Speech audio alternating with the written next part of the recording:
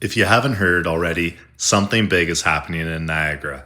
Right now, Niagara has 12 municipalities plus one regional government. That's 13 councils, 13 CAOs, multiple department heads, layered administration across two tiers. That's the structure, and there's a lot of overlap, obviously.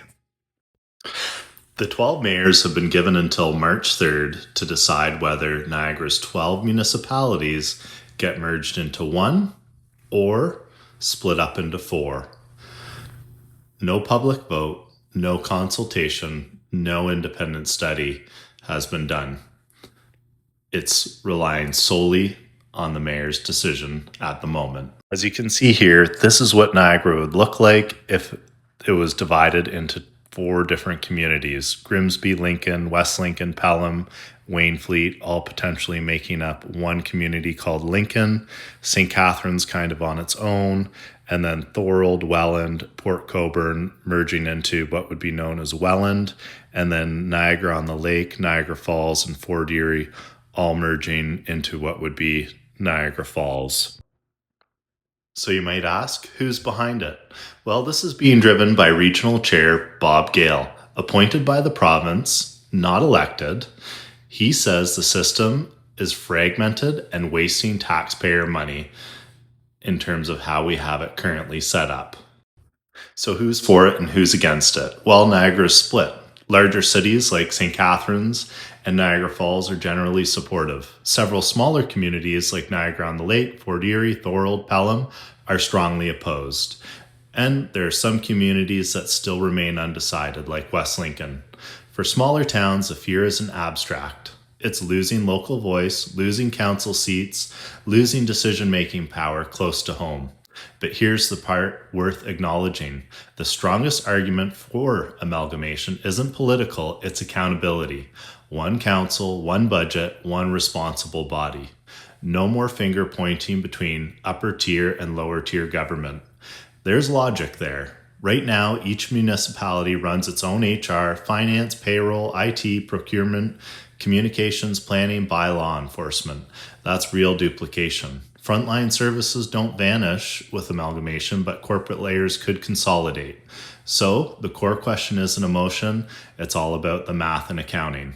How much administrative overlap are taxpayers funding today?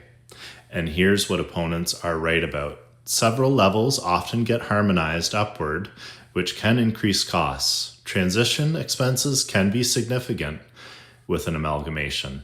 And without a detailed, transparent business case, trust erodes. That's not fear, that's just prudence. And we need to have a study done or some sort of case presented to the public to see where the cost savings are going to occur. Property taxes in Niagara have risen sharply, more than 20% over the last 3 years. At the same time, infrastructure backlogs are growing for items like roads, water systems, and sewer upgrades. These aren't optional expenses. Supporters argue a unified government could streamline spending and plan regionally. Critics argue harmonization and restructuring costs could push taxes even higher.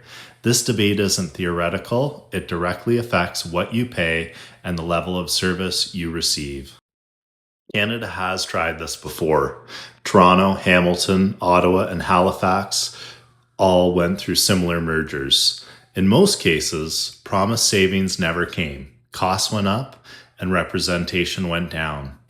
Only voluntary community-led mergers worked well. The process matters, and the evidence is clear on that. Fast, forced mergers without public input will almost always fail. And no tax money is saved. And that's exactly what this looks like right now. A fast and forced potential merger. This isn't about politics, it's about your taxes, your services, and your community.